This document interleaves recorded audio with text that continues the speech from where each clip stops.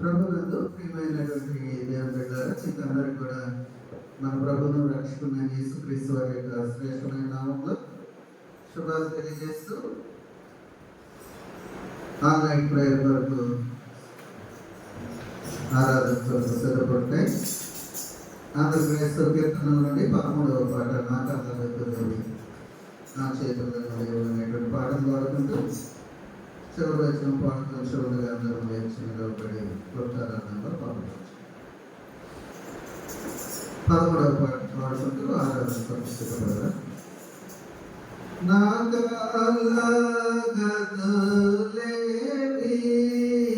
నా చేతలను లేవు నాదేవా ఎప్పుడు నీకే వాణి మీద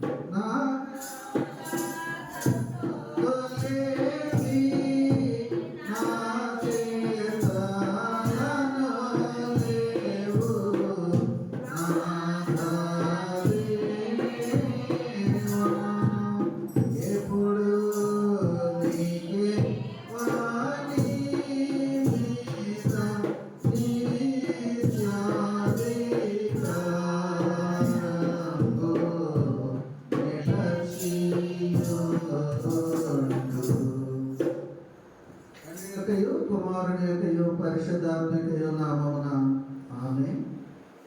ప్రభువా మమ్మల్ని కనికరించుము, క్రీస్తు మమ్మల్ని కనికరించుము, ప్రభువా మమ్మల్ని కనికరించు. అందరూ కూడా అపొస్తలుల విశ్వాస ప్రమాణాన్ని ఒప్పుకుందాం. భూమి ఆకాశం సృజించిన సర్వశక్తి గల తండ్రి అయిన దేవుని నమ్ముచున్నాం. ఆయన ఏక కుమారుడును మా ప్రభువైన యేసుక్రీస్తును నమ్ముచున్నాం. ఈయన పరిశుద్ధాత్మ వలన గర్భమున ధరింపబడి కన్య అయిన మరియ పుట్టి పశువుల అధికారం క్రింద శ్రమపడి సిలువేయబడి చనిపోయి సమాధి చేయబడినని అదృశ్య లోకంలోకి వెళ్ళినని చనిపోయిన వారిలో నుండి మూడవ దినమున లేచి పరలోకమునకు ఎక్కి సర్వశక్తి గల తండ్రి అయిన దేవుని కుడి చేతి వైపున కూర్చుని ఉన్నాడని నమ్ముచున్నాం. పరిశుద్ధాత్మ నమ్ముచున్నాం. పరిశుద్ధ క్రైస్తవ సంఘములు, పరిశుద్ధుల సహవాసము, పాప క్షమాపణయు, శరీర పునరుద్ధానము, నిత్య జీవమును నమ్ముచున్నాం. ఆమేన్.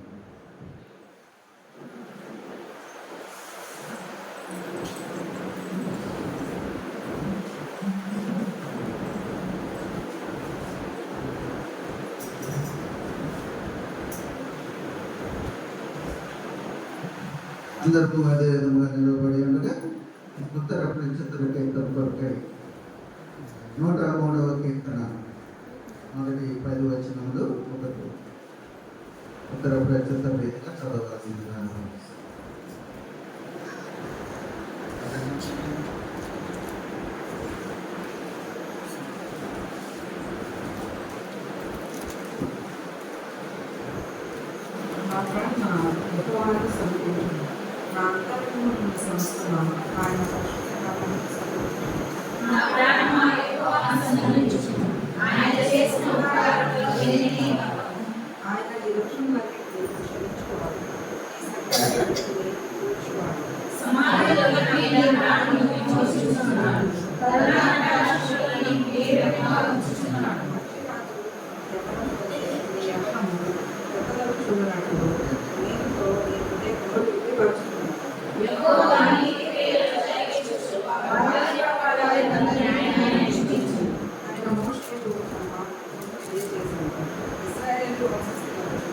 క్రియలను కనబరుచున్నాడు.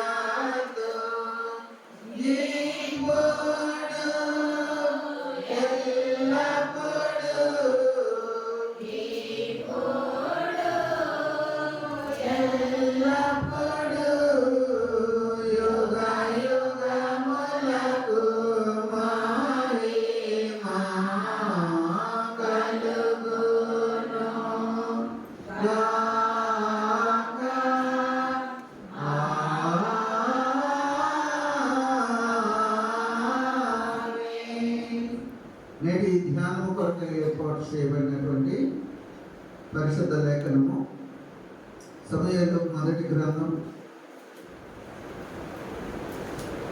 5వ వచనం నుండి మొదటి అధ్యాయము 5వ వచనం నుండి 12వ వచనం వరకు చదువు.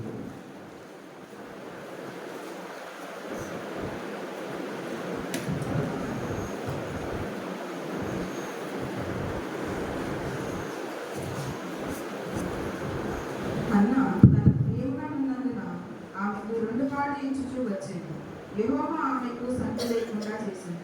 యెహోవా ఆమెకు సంఖ్య లేకుండా చేసిన హేతువుని బట్టి ఆమె వైర్యపు పెన్నిన ఆమెను విసిగించుటకై ఆమెకు కోపము పుట్టించుచూ వచ్చింది. ఎల్కానా ఆమెకు ఏటేటా ఆ రీతిగా చేయుచుండగా హన్నా యెహోవా మందిరమునకు పోవునప్పుడైనా అది ఆమెకు కోపము పుట్టించని గనుక ఆమె భోజనము చేయక ఏడ్చుచూ వచ్చింది. ఆమె పెండి అయిన ఎల్కానా హన్నా, నీవెందుకు ఏడుచున్నావు? నీవు భోజనం మాటయ్యేలా నీకు మనోవిచారం ఎందుకు కలిగినది? 10 మంది కుమారుల కంటే నేను విశేషమైన వాడను కానా అని ఆమెతో చెప్పుచూ వచ్చింది.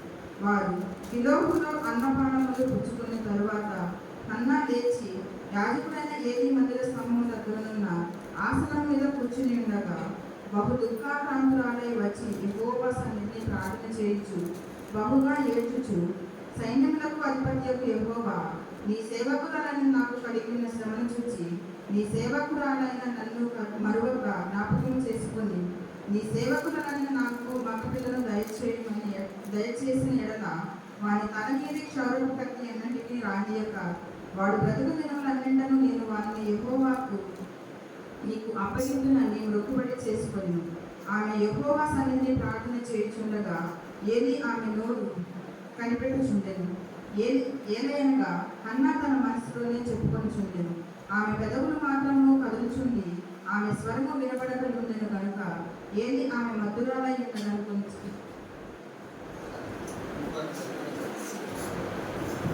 ఎంతవరకు నీకు మధురాలై ఉండదు? నీవు ద్రాక్షారసమును నీ యొద్ద నుండి తీసివేయమని చెప్పగా హన్నా, అది కాదు నా ఏలినవాడ, నేను మనోదుఖము కలదాన్ని ఉన్నాను. నేను ద్రాక్షరసమునైనను మద్యమునైను పానము చేయలేదు గాని నా ఆత్మను యెహోవా సన్నిధిని కుమ్మరించుచున్నాను. దేవుడు మన వెనుకలో వాక్య భాగమును ఆశీర్వదించుగాక. ఓ దేవా, మనకు అనుగ్రహించుము. దేవునికి స్తోత్రము కలుగునుగాక. ఈరోజు మనకు వాక్య సందేశం అందించే వరకు ఆహ్వానించి మన మధ్యకు వచ్చినటువంటి రెవరెండ్ కోటేశ్వరరావు గారు మనము నడిపించాలని వారికి ఆశీర్వాదం ఇచ్చి వాక్య ధ్యానంలో నడిపిస్తాం.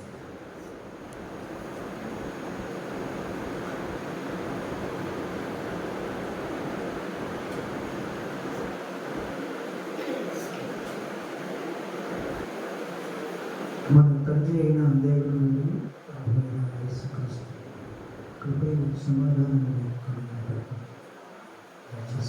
కూర్చోండి. క్రీస్తునందు ప్రియమైన దేవుని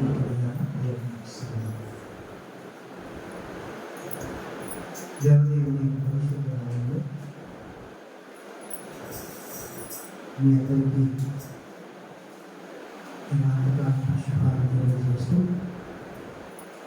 ప్రేమతో ఆహ్వానించినటువంటి స్థానిక అనుభవాలు, సమాజం వారు, పెద్దలు అందరికీ ప్రత్యేకంగా ధన్యవాదాలు తెలియజేస్తున్నాను. మనం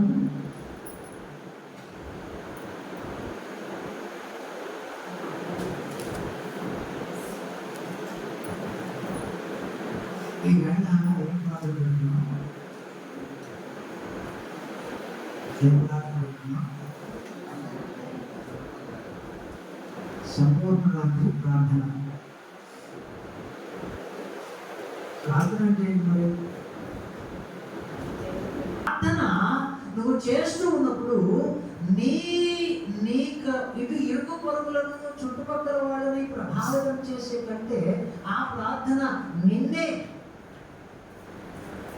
నీకే మేలు చేస్తుంది, నిన్నే ప్రభావితం చేస్తుంది అని చెప్పేసి అది తెలుసుకొని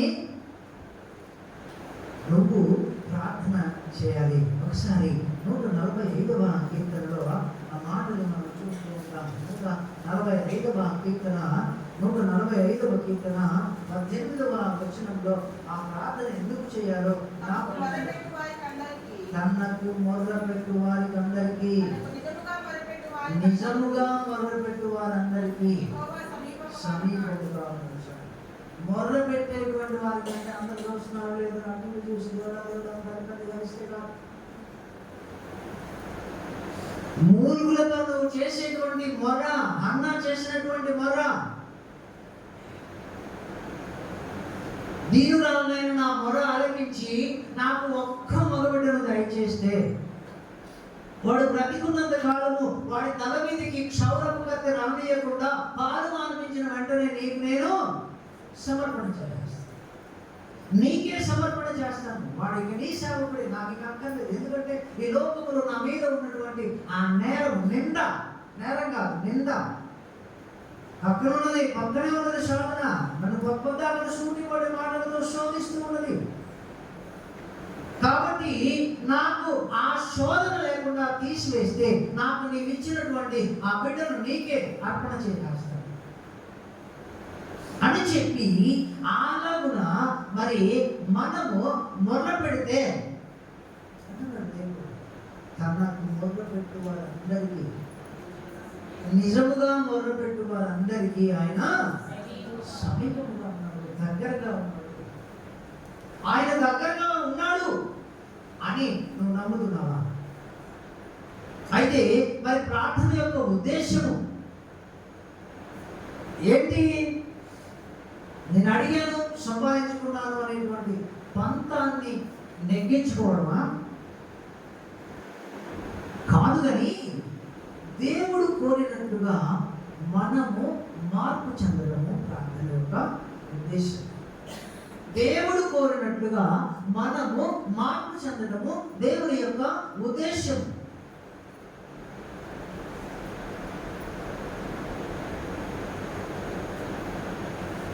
మీరు శోధనలో పడకుండా ఉండునట్లు మెలకువగా ఉండి ప్రార్థన చేయండి. ఆ మాట ప్రభువు స్వయంగా శిష్యులతో అంటున్నటువంటి మాట. శోధనలో పడిపోకూడదు అనేది యేసయ్య యొక్క ఉద్దేశం. మరి శోధన అంటే ఏంటి? శోధన అంటే ఏంటి? శోధన అంటే ఏంటి అంటే దొంగతనం చేయడము, సారాయి తాగడము, జాగ్రత్త చేయడము అంటే అవి అసలే కాదు. మరి ఇవేమో పాపాలంట. శోధన వేరు, పాపం వేరు. శోధన వేరు, పాపం వేరు. అయితే విశ్వాసులు అని చెప్పుకుంటున్నటువంటి వాళ్ళు వీటిని అలా మార్చి చెప్పుకుంటూ వస్తున్నారు. శోధన అంటే వ్యభిచారం, మద్యపానం, తాగుబోతుదాము, వేటాడము, ఇవన్నీ పాపాలు అంటే శోధన అని చెప్తున్నారు. కానీ శోధన అంటే ఏంటంటే పేతురు ఒక మాట అంటాడు, ప్రభువా నీతో చచ్చిపోవడానికి కూడా నేను ఇప్పుడు సిద్ధం, నీకోసం ఏమైనా చేస్తానంటే తెల్లారేసరికి 3 సార్లు నేను ఎవరు తెలియదని అవగాహన చెప్పేసి ప్రభు చెప్పాడు. అలాగే పేతురు అబద్ధం చెప్పాడు. అది శోధన. అది శోధన అంటే. కాబట్టి ఆ తరువాత పేతురు చేస్తున్నటువంటి మాట మొదటి పేతురు పత్రిక 5వ అధ్యాయము 5వ అధ్యాయము 8వ వచనంలో ఒక మాట ఉంది. నిబ్బరమైన బుద్ధి గలవారై మెలకువగా ఉండండి, మీ విరోధి అయిన అపవాది గర్జించు సింహము వలె ఎవరిని మింగుదునా అని వెతుకుచూ తిరుగుచున్నాడు. దయ్యం మనం దేవుడు ఆవరించి ఉండాల్సినటువంటి పరిస్థితులు ఎదుర్కొంటే దయ్యం ఆవరించి ఉంటాడు. పరిశుద్ధాత్మను ఈ లోకంలోనికి పంపించినప్పుడు ప్రభు ఇచ్చినటువంటి మాట, మిమ్మలను ఆవరించి నేను మీకు ఏ ఏ సంగతులను చెప్పానో అన్నింటినీ జ్ఞాపకం చేస్తూ మీరు ఎలా బ్రతుకును కొనసాగించాలో నేర్పించడానికి ఆదరణకర్త అయినటువంటి పరిశుద్ధాత్మను పంపిస్తున్నాను అంటే, మనము పరిశుద్ధాత్మను వదిలిపెట్టి పాపపు ఊరిలోకి వెళ్ళి సైతాన్ని చుట్టుకుంటూ ఉంటాం. అందుకనే ఆయన అంటున్నటువంటి మాట, నిబ్బరమైన బుద్ధి గలవారై, ప్రభువా నీకోసం నేను ఏమైనా చేస్తానని తెల్లారిసరికి ముమ్మారు అబద్ధం చెప్పే పనులు కాకుండా నిబ్బరమైన బుద్ధి గలవారై అంటే స్థిరమైనటువంటి మనస్సు గలవారై మెలకువగా ఉండి సైతాను ఎప్పుడు ఎక్కడ ఎలా ఏ విధంగా వస్తుందో దాన్ని కనిపెట్టి దాన్ని ఎదిరించడానికి కావలసినటువంటి విశ్వాస కవచాన్ని కడుక్కొని ఉండాలి. విశ్వాసి క్రైస్తవులైనటువంటి వాడు, ప్రార్థన చేసేటువంటి వాడు అని దాని అర్థం. పేతురు, యోహాను, యాకోబు చేపలు పట్టుకునేవాడు. వీళ్ళు చాలా కాలము నిద్ర కూడా లేకుండా చేపలు పట్టడానికి వెళ్ళినటువంటి వాళ్ళే. కానీ యేసయ్యతో కలిసి కొంత సమయము నిద్రపోకుండా ఉండలేకపోయారు. అదే సాతాను మింగడం అంటే. సాతాను మింగడం అంటే యేసయ్య నేను నుంచి ఒకవేళ అవ్వల గోడంత దూరం వెళ్ళి ప్రార్థన చేసుకుని వస్తున్నాను, మీరు ఇక్కడ నా కోసం శోధనలో పడిపోకుండా ఉండండి అని చెప్పేసి అక్కడికి వెళ్ళి ప్రార్థన చేసి మళ్ళీ వెనక్కి తిరిగి వస్తారు. వీళ్ళందరూ ఒకటి మీద ఒకటి నిద్రపోతుంది. కొంచెం సేపు నడిపోతుంది, ప్రార్థన చేయలేరా అని చెప్పి యేసయ్య వాళ్ళను దండించినట్టుగా మనం చూస్తున్నాం. అంటే నిజమైనటువంటి శోధన యేసయ్యను సిలువ వేసేటప్పుడు ఆయనతో కూడా ఉండలేకపోవడం. పేతురు లేడు, పారిపోయాడు. యాకోబు లేడు, పారిపోయాడు. ఇస్కరియోతు యూదా అమ్ముకున్నాడు. మిగతా వాళ్ళందరూ ఏమైపోయారు? ఒక్కడున్నాడు. ఆయనే ఇదిగో మీ అమ్మ అని చెప్పి అప్పగించాడు. ఆయనే చివరికి వేస్తాడు. అలాంటి ఆ పరిస్థితి మరి మనము నిజంగా శోధనలో పడిపోకుండా ఉంటే ఆయన సిలువ వేసేటప్పుడు అక్కడ మనం ఉండాలి. ఆత్మీయముగా దిగజారిపోవడం అంటే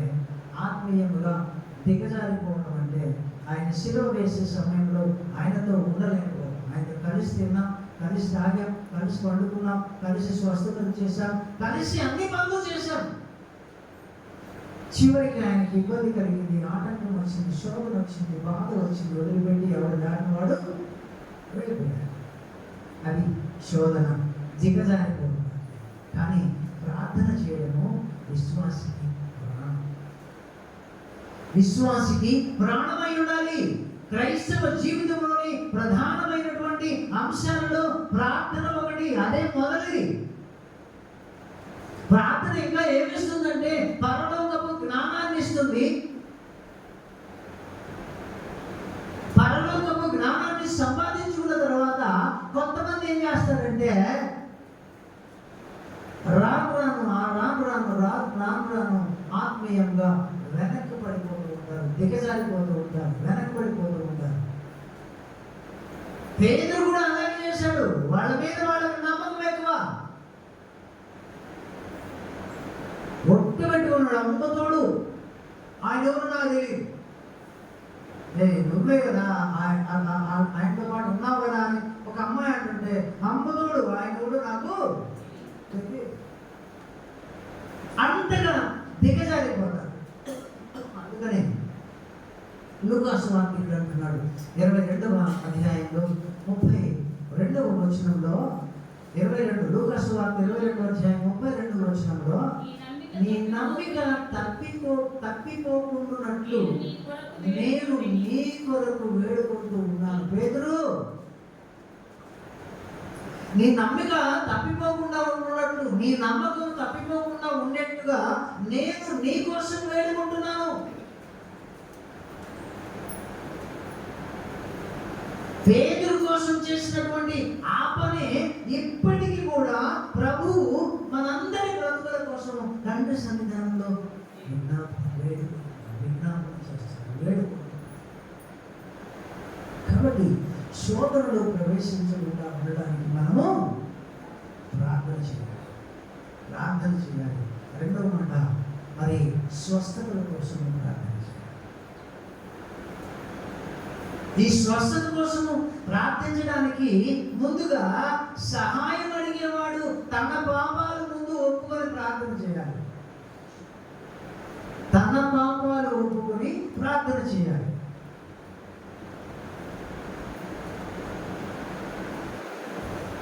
అలాగే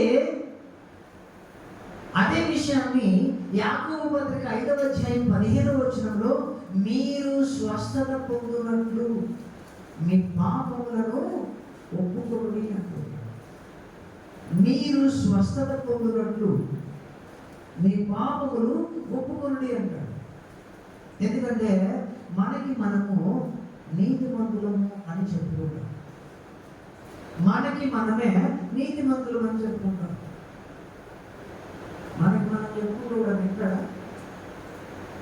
ఎవరు మనం ఒకవేళ ఇంకో మాట, న్యాయ వ్యవస్థలోకి వెళ్తే మన ఇంట్లో వాళ్ళు మనతో పాటు వచ్చి అది మా నాన్న కొట్టారండి అని చెప్పేసి అంటే వెళ్తారా?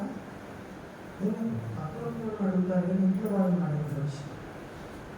అలాగే మనమేమనుకుంటామంటే మనమే నీతిమంతులం అని చెప్పుకుంటాం. అందుకనే సలోమాను, జ్ఞాని అయినటువంటి సలోమాను ఒక మాట అంటున్నాడు. సామెతల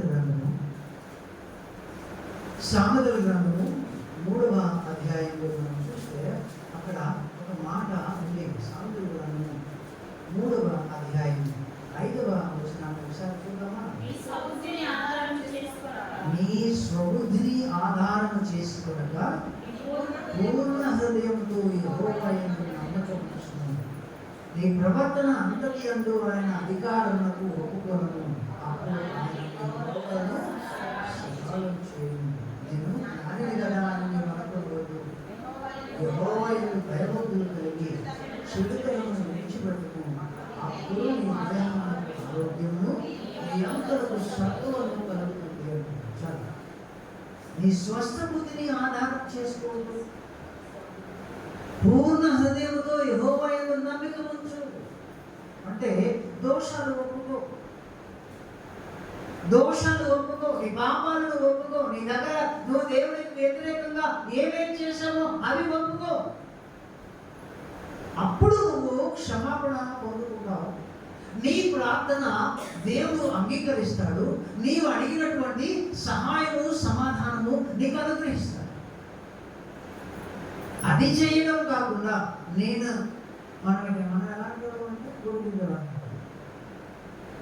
గురిగింజ లాంటి అస్సలు దానికి ప్రపంచంలో అంతకంటే నలుగురు ఇంకేం ఉండదు. కానీ నేను భలే ఎక్కగా ఉన్నాను అనుకుంటాను. అలాంటి పరిస్థితి మన జీవితం, పాపపు జీవితం. ఆ పాపపు జీవితంలో నుంచి బయటకు రావడానికి ముందు నువ్వు ఒప్పుకో. అదే జ్ఞాని అంటున్నటువంటి మాట 28వ సామెతల గ్రంథం 28వ అధ్యాయం 13వ వచనంలో మరొక మాట అంటున్నాడు.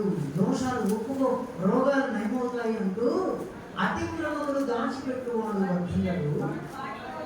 ఒప్పుకొని విడిచిపెట్టినటువంటి వాడు కనికరమును పొందుతున్నాడు, ప్రేమను పొందుకుంటున్నాడు, కనికరము పొందుకుంటున్నాడు, స్వస్థత పొందుతున్నాడు.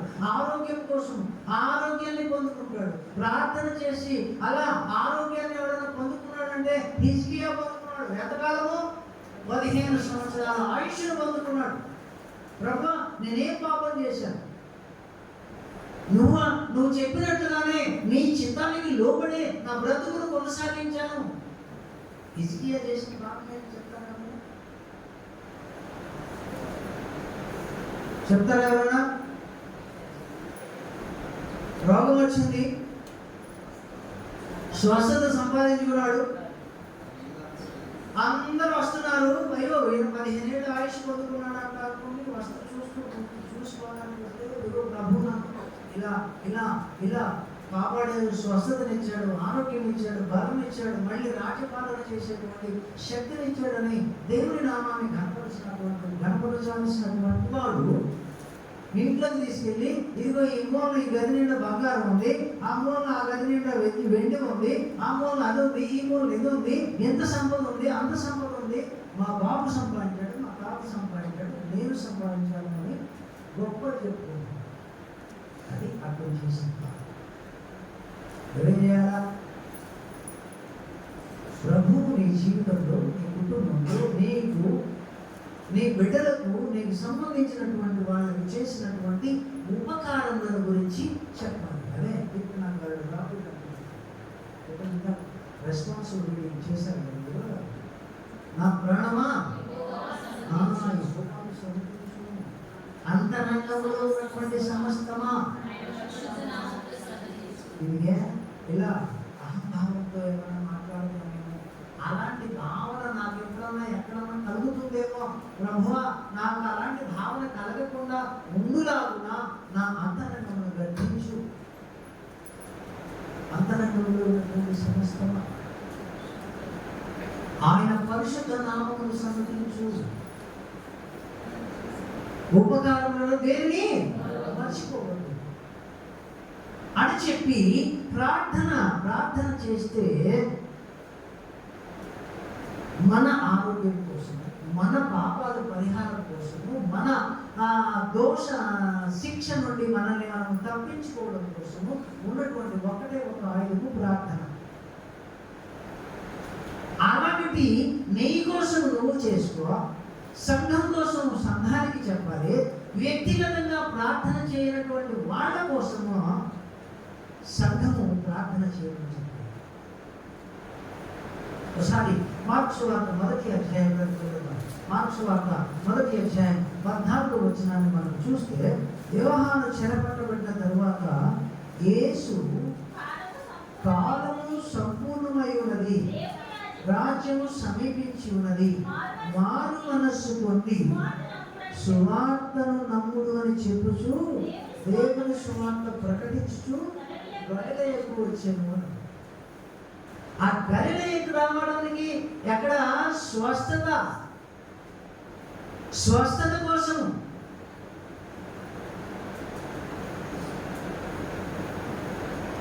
ఆయన అక్కడ వచ్చి ప్రకటన చేస్తున్నాడు, దేవుని రాజ్యము సమీపించి ఉన్నది.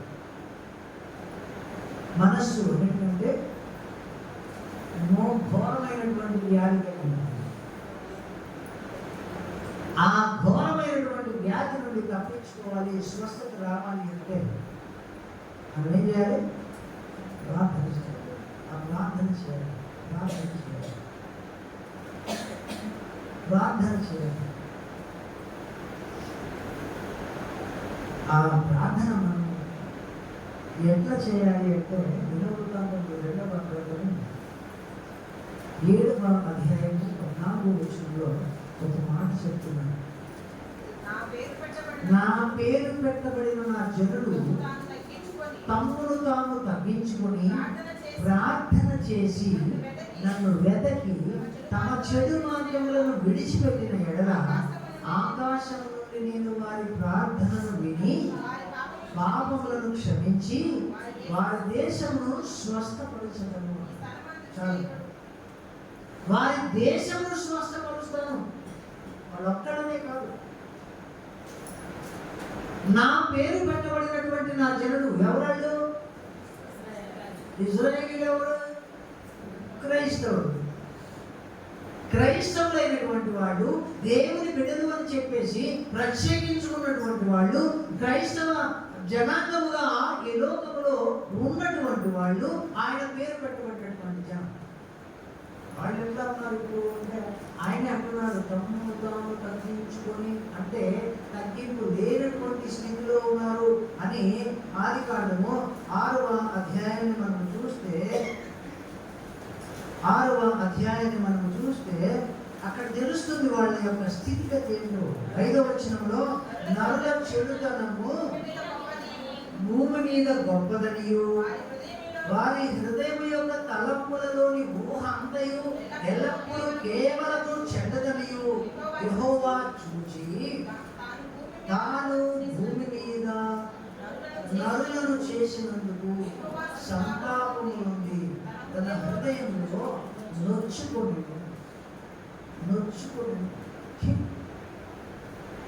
చిన్నప్పుడే ఒడిని చేస్తే చచ్చ ఒడిలో అని చెప్పేసి అన్నారు అన్నారా మీరు అంటారా? తెలుసా మీకు? చిన్నప్పుడే ఒక వడ్డు గింజ నోట్లో వేస్తే వాడు అది మింగలేక తక్కలేక ఊపిరాక చచ్చిపోయేవాడు పిల్లలు ఇదివరకు చిన్నప్పుడు. అప్పుడు వీడు పెద్ద అయిన తర్వాత క్రమమైనటువంటి బ్రతుకు లేకపోతే తల్లిదండ్రులు కోపం వచ్చి అనుకుంటారు. అట్లా ఇక్కడ దేవుడు అంటున్నట్టు నా పేరు పెట్టబడిన నా జనుడు తమ్ముడు తాము తగ్గించుకొని ప్రార్థన చేసి నన్ను వెతికి తమ చెడు మార్గములను విడిచిపెట్టినట్లయితే ఆకాశం నుండి నేను వారిని చూసి వారి ప్రార్థన విని పాపాలు క్షమించి వారి దేశాన్ని స్వస్థపరుస్తాను అంటున్నాడు. కానీ ఇక్కడ పాపము మనుషులను చేసినందుకు దేవుడు సంతాపపడ్డాడు, ఏడ్చాడు. ఎల్లప్పుడూ కేవలం చెడ్డలని యెహోవా చూసి సంతాపము నుండి తమ హృదయంలో నొచ్చుకొని ఇక ఈ జాతి ఉండడానికి వీళ్ళే సర్వనాశనం చేస్తాను అని చెప్పి జలప్రళయాన్ని తెప్పించి అప్పుడు వెతికాడు. ఎవరో ఉన్నారా వాళ్ళ ఉండడానికి వాళ్ళకి చేద్దామని చెప్పేసి నోవాహును వెతికి నేను చెప్పిన పని నువ్వు చేయాలి. ఒక చెట్టు చెప్పి ఆ చెట్టు ద్వారా ఓడలు చేసి ఆ ఓడలోకి నీతో బిడ్డలు ఇక్కడ ఉన్నటువంటి అన్ని జీవరాశులలో నుంచి ఒకటి ఆడ ఒకటి మగ ఆ ఓడలోకి తీసుకొని అని 40 దివారాలు భీకరమైనటువంటి వర్షాన్ని కురిపించినప్పుడు భూమండల జనులకు చేశారు. అలా నాశనం చేశారు. కానీ ఇక్కడ వాగ్దానం చేస్తున్నాడు, మీరు మరి నేను చెప్పినట్లుగా మిమ్మల్ని మీరు తగ్గించుకొని ప్రార్థన చేసి నన్ను వెతికితే ఆకాశంలో నుండి నేను చూసి వారి ప్రార్థన విని పాపాలు క్షమించి దేశాన్ని స్వస్థపరుస్తాను. అందుకు నువ్వు ప్రార్థన చేయాలి, అందుకు ప్రార్థన చేయాలి. అలాంటి ప్రార్థన చేస్తావా? చేస్తున్నావా? చేయడం లేదా? చేయకపోతే ఎందుకు చేయాలి ప్రార్థన అంటే విఫలత నీకు ఎదురైనప్పుడు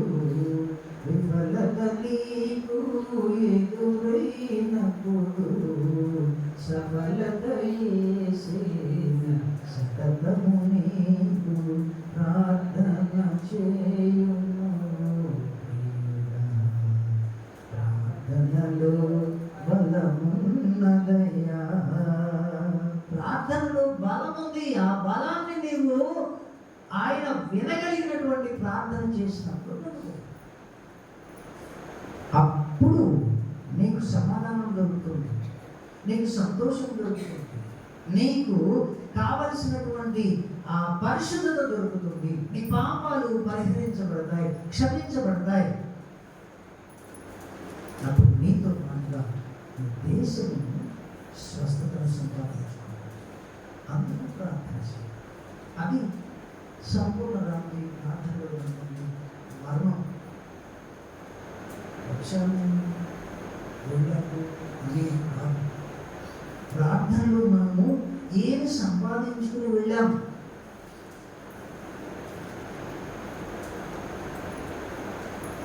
ఏమి పొందుకొని వెళ్ళాం. దేవుడు మనకు ఇది నాన్న ఏమని అభయం ఇచ్చాడు, ఎలా వెళ్తున్నాను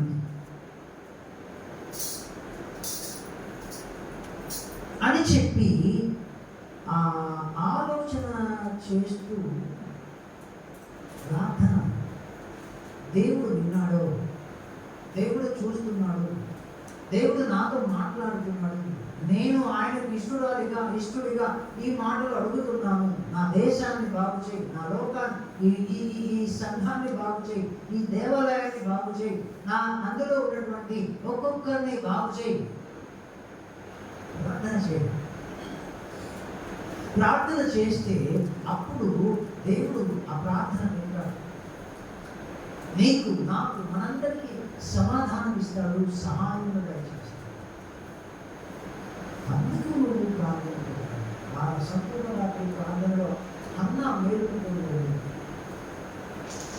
సొలొమోను మేలు పొందాడు, పేతురు మేలు పొందాడు, సమూయేలు మేలు పొందాడు. నీకు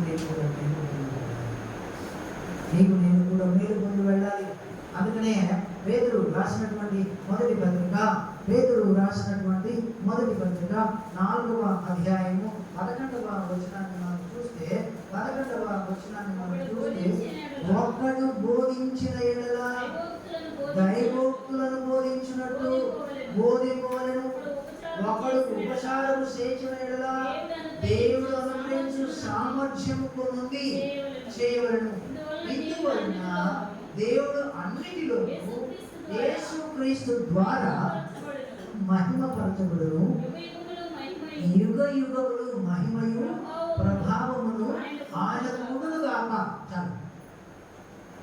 ఒకడు బోధించిన ఎడల దైవోక్తులను బోధించినట్లు బోధించాలి. దేవుని వాక్కులను బోధించినట్లుగా, దేవుని మాటలను బోధించినట్లుగా బోధించాలి. దేవుని వాక్యం ఎలాంటిది? రెండంచులు కలిగినటువంటి ఎటువంటి ఖడ్గము కంటే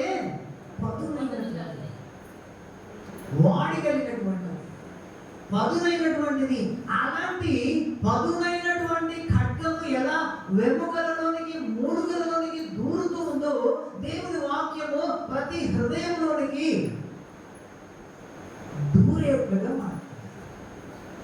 దూరేట్లుగా బోధించాలి, దూరేట్లుగా చెప్పాలి. అలా చెప్పి నీవు క్రైస్తవ్యంలో విశ్వాసాన్ని స్థిరపరచాలి. అందుకే పేతురు పరిచర్య గురించి మాట్లాడుతూ అక్కడ అంటున్నటువంటి మాట, వాక్య పరిచర్య అపోస్తలుల కార్యముల గ్రంథము 6వ అధ్యాయము 24వ వచనంలో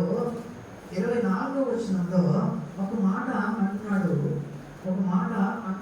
చూడండి, అపోస్తలుల కార్యముల గ్రంథము 6వ అధ్యాయము 2 నుంచి 4 వచనాలు చూస్తే, 12 అపోస్తలులు శిష్యుల సమూహంలో పిలిచి వాక్యము బోధించడం మాని ఆహారము పంచిపెట్టుట యుక్తము కాదు.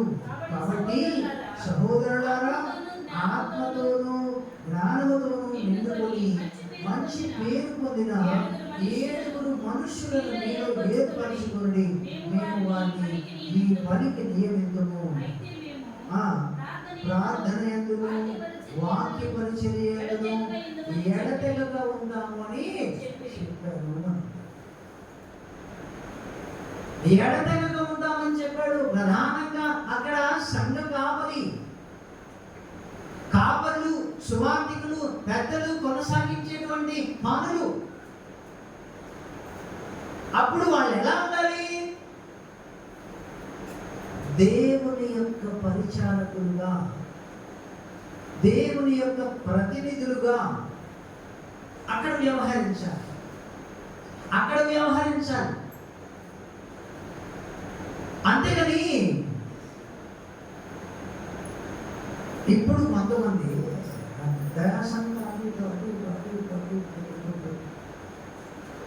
ఇష్టం వచ్చినటువంటి మాటలు మాట్లాడుతూ వాళ్ళు గంతులేస్తూ, జనం చేత గంతులేస్తూ చేసేటువంటి అల్లంతో కూడినటువంటి బోధన చేయకూడదు.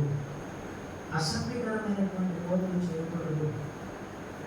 అది పరిశుద్ధాత్మ యొక్క పరిచర్య ఎప్పటికీ కాదు అని చెప్పి ఇక్కడ పేతురు చెప్తారు. పేతురు చెప్తున్నారు మొదలు మరియు మాకు ఇక్కడ మొదలు అంటాడు అలా అంటాడా అప్పుడు చెప్పాలి అది నడవలేదంట. హల్లెలూయా అంటే అర్థమంటే మధ్యలో ఆడు కూడా హల్లెలూయా అని అంటున్నారు. మధ్యలో ఆయన స్తోత్రం చెప్పిన ఒకసారి ప్రకటన 19వ అధ్యాయం తీసి చూడండి. ప్రకటన గ్రంథము 19వ అధ్యాయాన్ని మనం చూస్తే అక్కడ ఒక మాట ఉంది. చూడండి.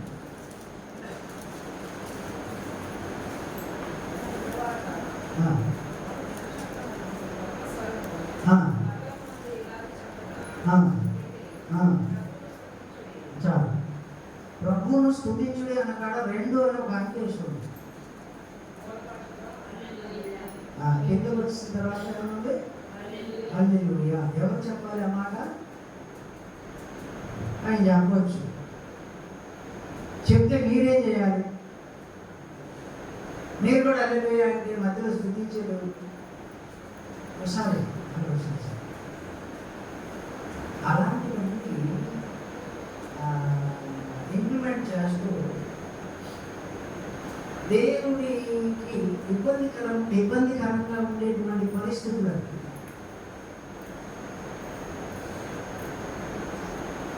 వాక్యాన్ని బోధించడానికి ఆత్మజ్ఞానం కావాలైతే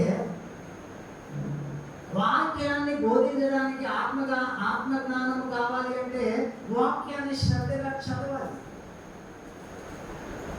వాక్యాన్ని శ్రద్ధగా చదవాలి. చదివితే అప్పుడు తెలుస్తుంది దానిలో ఉన్నటువంటి మాధుర్యం, రుచి.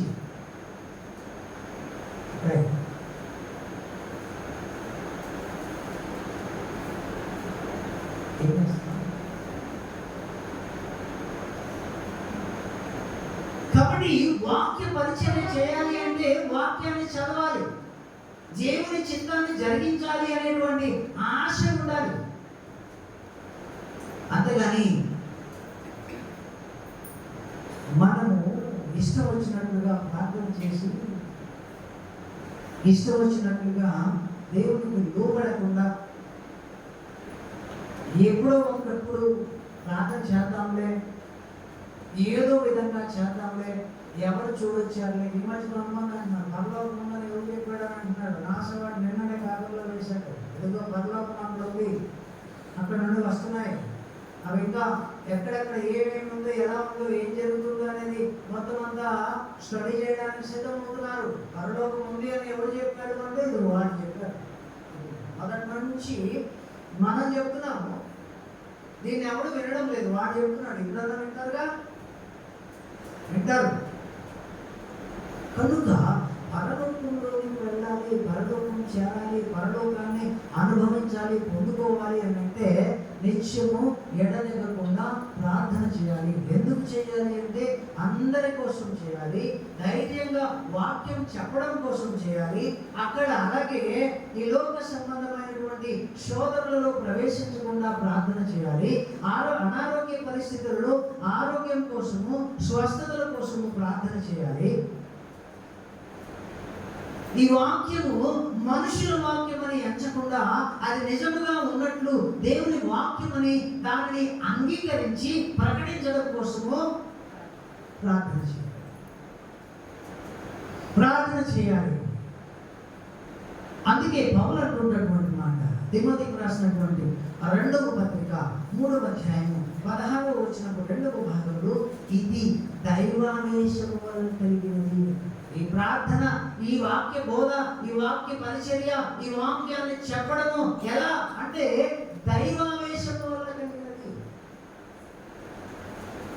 తిమోతికి రాసినటువంటి 2వ పత్రిక 3వ అధ్యాయం 16వ వచనపు 2వ భాగాన్ని మనం చూస్తే అక్కడ పౌలు చెప్పుచున్నటువంటి మాట దైవావేశము వలన కలిగినది. ఖండించుటకు, తప్పు దిద్దుటకు, ఆ, ఆ, ఎన్ని రకాలైనటువంటి మేలులు ఉన్నాయో ఈ వాక్యంలో, ఎన్ని రకాలైనటువంటి మేలులు ఉన్నాయో ఈ వాక్యంలో. అలా కట్టుబడి దేవుని వాక్యాన్ని బోధించేలాగా ప్రార్థన చేయాలి, ప్రార్థించండి అన్న ఆయన కోరిక ఇంకా అలాగే ఉంది. ఎవరు ప్రార్థన చేయడం లేదు. యేసయ్య ప్రార్థన చేయండి అంటూ ఉంటే ఆ ప్రార్థన చేయండి అని చేస్తారేమోనని ఎదురు చూస్తూ ఉంటే ఆ కోరిక అలాగే ఉండిపోయిందంట. ఇంకా చేస్తారేమో అని చెప్పేసి ఆయన చూసి మత్తయి 14:23 వచనంలో ఆయన ఆ జన సమూహములను పంపివేసి ప్రార్థన చేయటకు ఏకాంతంగా కొండ ఎక్కిపోయి సాయంకాలం అయినప్పుడు ఒంటరిగా ఉండాలి.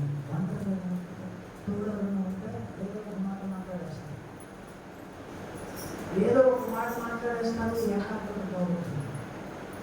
ప్రార్థనలో ఆ ఆటంకం వస్తుంది. అదే సాతాను శోధన, అదే సాతాను శోధన. కాబట్టి మనం కూడా ఆ శోధనలో పడిపోకుండా ఉండడానికి ప్రార్థన చేస్తూ, ప్రార్థన నాకు నేర్పుతండి, అది నీవు వినగలిగినటువంటి ప్రార్థన నేను చేసేట్టుగా నాకు ప్రార్థన నేర్పించవా, నీ పాద సన్నిధిలో నా మొర చేర్చుకోవా, నీవు నా మొరకు సహాయమును సమాధానమును దయచేయవా అని ఎడతెగకుండా విసుగు లేకుండా ప్రార్థన చేసి సహాయాన్ని సమాధానాన్ని మనందరికీ అవకాశం కల్పించినటువంటి గురువులకు సంఘానికి మరొక మాట ప్రత్యేకమైనటువంటి ధన్యవాదాలు తెలియజేస్తూ నా మాటలు ముగిస్తున్నాను. Thank you.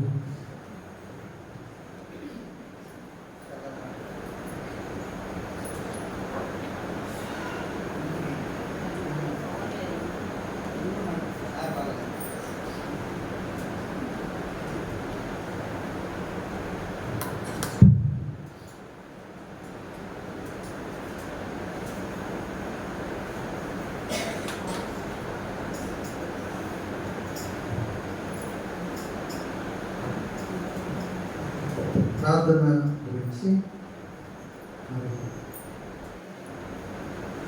చాలా గొప్ప సంగతులు మనందరం కూడా ధ్యానపూర్వకంగా మన యొక్క హృదయాల్లో నాటుకునేంతగా తెలియజేసి మంచి వాక్య పరిచయం మనకు ఈ రాత్రికాల సమయం దేవదాసుని ద్వారా దేవుడు తెలియజేస్తూ పాత దినంలో నుండి క్రొత్త దినంలోనికి ప్రార్థన ద్వారా మనం నడిపించబడ్డాం కదండి.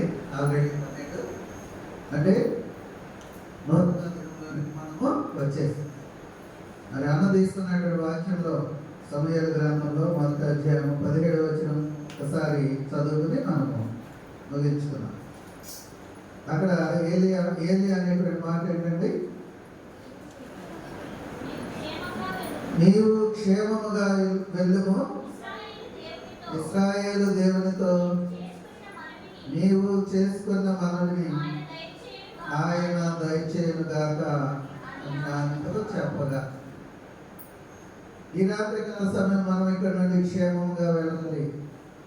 ఆయన యొక్క సన్నిధిలోకి వచ్చి ఏమైతే ప్రార్థన చేసుకుంటున్నారో ఆ మనవి దేవుడు దయచేయును గాక అని తన దాసుని ద్వారా ప్రార్థన యొక్క విశిష్టతను మనకు తెలియజేసి ఆ విధమైనటువంటి ప్రార్థనా జీవితాన్ని మనం కలిగి ఉండటానికి ప్రయత్నం చేయడానికి పరిశుద్ధాత్మ దేవుడు బలపరిచి ముందుకు నడిపించను గాక. ఆమె సమస్త సమాధానం క్రీస్తు యేసు వల్ల మన హృదయంలో తలపులకు తోడయ్యను గాక. ఆమె 12 గంటలకు ఇక ఆన్లైన్ ప్రేయర్ ముగిస్తా చెప్పాను. ప్రార్థనలోకి వెళ్ళిపోదాం, ప్రార్థన చేసుకుందాం. దయచేసి అందరూ ప్రార్థనలో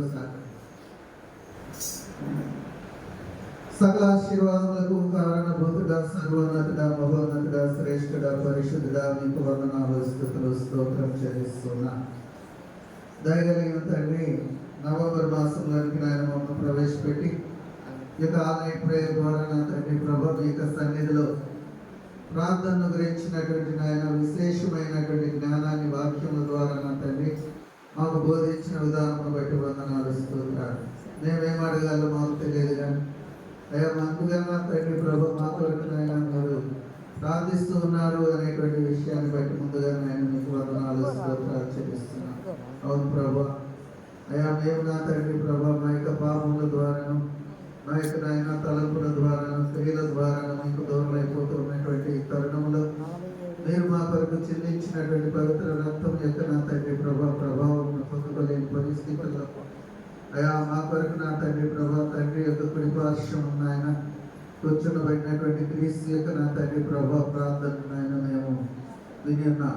అవును నాయన, అదేవిధంగా పరిశుద్ధాత్ముడు కూడా నా తండ్రి మా బలహీనతలు బట్టి అయా మూలుగులతో నాయన వచ్చేపురాన్ని నా తండ్రి అయా మరి నాయన ఆ యొక్క నా తండ్రి భారంతో నాయన ప్రార్థిస్తున్నాను. దయగలిగిన తండ్రి నీకు నాయన విధేయులు అన్నట్లు మా పాపములను మేము ఒప్పుకొని మా యొక్క నా తండ్రి క్రియలను సరిదిద్దుకొని మీ వైపు నా తండ్రి మా కన్నులు ఎత్తినప్పుడు మీరు నాయన మా యొక్క ప్రార్థన ఆలకించి దేశాన్ని స్వస్థపడి అపరాధములను బట్టి నాయన మీరు మమ్మల్ని ఏ విధంగా క్షమించారు. మా యొక్క నా తండ్రి జీవితంలో కూడా క్షమాపణ అనేటువంటి హృదయాన్ని పొందుకొని అయ్యా మా జడ్ల నాయన అపరాధం చేసిన ప్రతి ఒక్కరిని కూడా క్షమించగలిగినటువంటి హృదయం మాకు దయచేయండి. అయ్యా కరుణ కలిగినటువంటి దేవుడు నాయన, నేను నిన్ను కరుణించినప్పుడు నీవు ఇతరులను కరుణించవద్దా అని ఆయన మీరు నా తండ్రి అడుగుతూ ఉన్నారు. అవును మాకు విస్తారమైనటువంటి పాపము క్షమించినటువంటి మిమ్మల్ని నాయన మేము మాదిరిగా పెట్టుకొని మా ఏళ్ళ నాయన మరి నా తండ్రి అపరాధం చేసినటువంటి వారిని కూడా క్షమించగలిగినటువంటి హృదయం దయచడం ప్రార్థిస్తున్నాం. దయగలిగిన తండ్రి తద్వారా నాయన నీతి ఫలమున నా తండ్రి మీ యొక్క నా తండ్రి కృప ద్వారా మేము పొందుకున్న వారిని వెళ్ళడానికి సహాయం చేయండి. దయగలిగిన తండ్రి ఈ రాత్రికాల సమయం దావసం ఆయన మా మధ్యకు నడిపించినందుకు వందనాలు. వారికి ఇవ్వబడినటువంటి నా తండ్రి గురుతరమైనటువంటి నా తండ్రి సేవా జీవితంలో వారిని ఆయన మీతో కలిగినటువంటి సహవాసం ద్వారా మమ్మల్ని బలపరిచినటువంటి విధానం బట్టి వందనాలు స్తోత్రాలు చెల్లిస్తున్నాం. అదేవిధంగా అన్నావలి ఎంతమంది నాయన ఈ రాత్రికాల సమయం నాయన వారి యొక్క హృదయంలో ఒక భారంతో వచ్చి మీ యొక్క సన్నిధిలో నాయన ప్రార్థించుకోవాలని ఆశపడుతున్నాను. నాతో కలిసి ఏకీభవించి అడుగుతున్నటువంటి ఆయన వారి యొక్క మొరలను విజ్ఞాపనలు మీరు ఆలకించమని ప్రార్థిస్తున్నాను. ఈ సన్నిధిలో నుండి క్షేమంగా వెళ్ళి నా తండ్రి అన్న ఏ విధంగా అయితే ఫలితం మళ్ళా కృతజ్ఞతాపూర్వకంగా నాయన ఆలయంలోకి వచ్చారు, అదేవిధంగా నాయన మా బిడ్డలు కూడా నా తండ్రి కృతజ్ఞతాపూర్వకమైనటువంటి సాక్ష్యముల ద్వారా మిమ్మల్ని స్తుతించడానికి ప్రార్థిస్తున్నాను. జనమంతరి మాకు అనుగ్రహించినటువంటి ఈ రాత్రి సమయం కూడా నాయన మీ యొక్క నా తండ్రి సన్నిధిని మాకు తోడుకొచ్చి మంచి నా తండ్రి విశ్రాంతిని మాకు దయచేసి మళ్ళీ ఉదయకాలంలో మిమ్మల్ని స్తుతించుకునే భాగ్యం దయచేయండి. చేరినటువంటి మమ్మల్ని అందరినీ మీ పరిశుద్ధమైన స్థలం అర్పించుకుంటూ ఈ మా మనవులు మా ప్రభువును మా ప్రియ రక్షకున్న యేసుక్రీస్తు వారి శ్రేష్టమైన నామములో మీకు వినయముతో అడిగి వేడుకొంచున్నాం పరమ తండ్రి, ఆమేన్. పరలోకమందున్న మా తండ్రి, మీ నామం పరిశుద్ధపరచుకొనుగా, నీ రాజ్యం వచ్చునుగా, నీ చిత్తం పరలోకమందు నెరవేర్చున్నట్లు భూమి అందు నెరవేరునుగాక.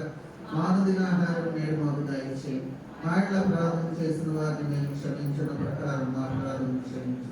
శోధనలోనికి తేక దుష్టుని తప్పించు. రాజ్యము, శక్తి, మహిమ నిరంతరం మీరై ఉన్నారు తండ్రి, ఆమేన్. దయచేసి కూర్చున్నా.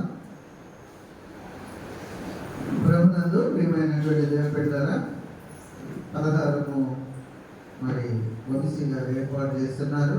సంఘ పెద్దలు వచ్చి పలహారము కూడా పంచవలసిందిగా తెలియజేస్తున్నాం.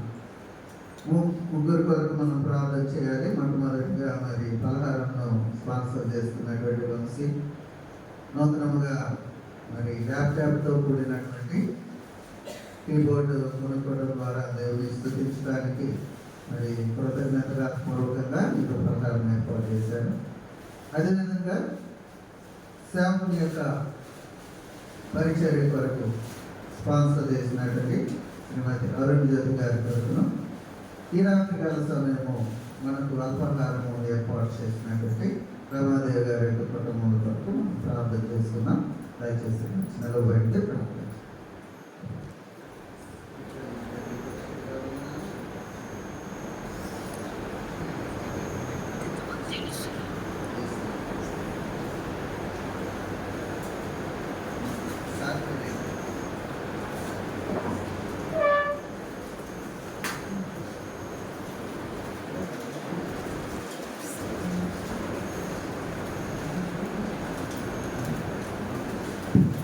ముందుగా వంశీ కొరకు ప్రార్థన చేద్దాం. కృప కలిగిన తండ్రి, పరిశుద్ధంగా వందనాలు స్తోత్రాలు చెల్లిస్తున్నాం. వంశీకి నాయన మీరు అనుగ్రహించినటువంటి నూతనమైనటువంటి వాయించి పరికరాలను బట్టి బిడ్డ కృతజ్ఞతాపూర్వకంగా తీసుకొచ్చినటువంటి పలహారం బట్టి బిడ్డకు రావాల్సినటువంటి శ్రేష్టమైన ఆశీర్వాదం దయచేయండి. మరి యొక్క గృహంలో ఉన్నటువంటి నా తండ్రి ప్రభువా, ఇక నా తండ్రి అయా ఆదరణ లేకున్నటువంటి ఈ పరిస్థితుల్లో బిడ్డను ఆయన మీరు ఆదరించి మీరే కర్తగా ఉండి బిడ్డ యొక్క జీవితాల మంది ఆయన మీ కృప వర్ధిల్లినట్లుగా సహాయం చేసి మేము గంట ప్రభావం మీరు పొందుతామని ఏ స్నామం రెండు వేడుకొంచున్నాం పరంతండి. ప్రభుత్వ తండ్రి పరిశుద్ధ వందనాలు. ఆన్లైన్ ప్రేమ మిత్రులు నా తండ్రి ప్రభు సేవకుని కొరకు ఆయన పరిచర్యను బలపరుస్తూ గుప్పులు వెళ్తున్నటువంటి కుటుంబం నారాయణ గారిని బట్టి, అరుణ్జతి గారిని బట్టి, వారి కుమారులను బట్టి వందనాలు స్తోత్రాలు. వారి యొక్క నాయన జీవితంలో రావాల్సినటువంటి ప్రతి శ్రేష్టమైనటువంటి ఆశీర్వాదం మైండ్గా దయచేసి తద్వారా నా తండ్రి ప్రభు వారి యొక్క ప్రతి ఒక్క ఆశను నెరవేర్చి బిడ్డల యొక్క నాయన జీవితాల్లో ఘనమైనటువంటి నా తండ్రి ప్రభు భవిష్యత్తును దయచేసి మేము గత ప్రభావం మీరు పొందడం ప్రార్థిస్తున్నాం. అదేవిధంగా నా తండ్రి ప్రభు సంతోష్ ప్రసాద్ గారిని సమయంలోనికి అయా మీరు పెంచుకొని ఆయన కుటుంబం నా తండ్రి ప్రభా ఇప్పటి వరకు కూడా నా తండ్రి నడిపిస్తూ వస్తున్నటువంటి విధానం బట్టి వందనాలు. జగన్మాదేవి గారిని బట్టి వందనాలు. పని ప్రేమించి ఇచ్చినటువంటి ఇద్దరు కుమార్తెను బట్టి వందనాలు. దయగలిగిన తండ్రి మీరే నాయన తండ్రిగాను అయా వారికి కావాల్సినటువంటి ఆదరణకర్తగా ఉండి నాయన నడిపించిన విధానం బట్టి వందనాలు. గృహంలో జరగవలసినటువంటి ప్రతి శుభకార్యం బట్టి వందనాలు. మీరు నా తండ్రి ప్రభువా మేము నన్ను అడిగిన వాటి కంటే ఊహించిన వాటి కంటే అత్యధికంగా చేయగలిగిన సామర్థ్యం కలిగిన దేవుడు కనుక అయ్యా రమాదేవి నాయన మంచి జ్ఞానం ఇచ్చారు. చక్కగా బిడ్డలు పిలుచుకోవడానికి ప్రభు చూపించారు.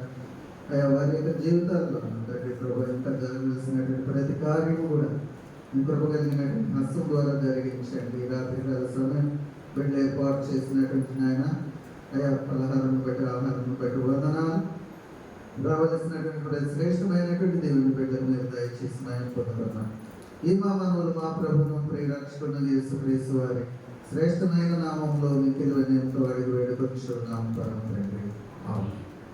ఇప్పుడు మన పరమ తండ్రి అయిన దేవుని ప్రేమ, ప్రభును రక్షకున్న యేసుక్రీస్తు వారి యొక్క కృప, పరిశుద్ధాత్మ యొక్క అన్యోన్య సహవాసము ఆశీర్వాదం ఈ రాత్రికాల సమయం స్పాన్సర్ చేసుకున్నటువంటి బిడ్డలు రావాల్సినటువంటి శ్రేష్టమైనటువంటి ఆశీర్వాదములు దయచేసి ఆయన కృపలో వర్ధిల్ల చేయను గాక.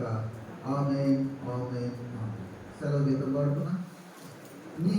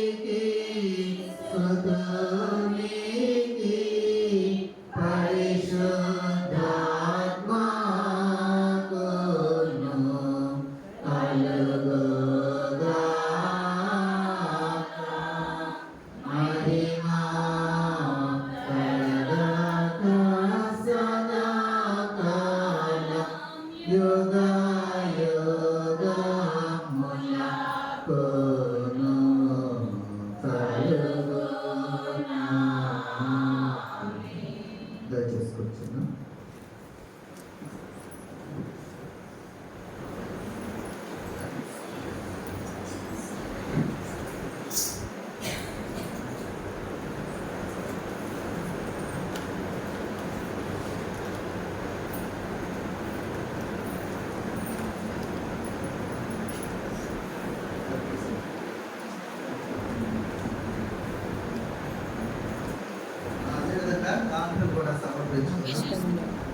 నాన్నకు అదేవిధంగా ముగింపు ఆశీర్వాదం కూడా నాన్నగారు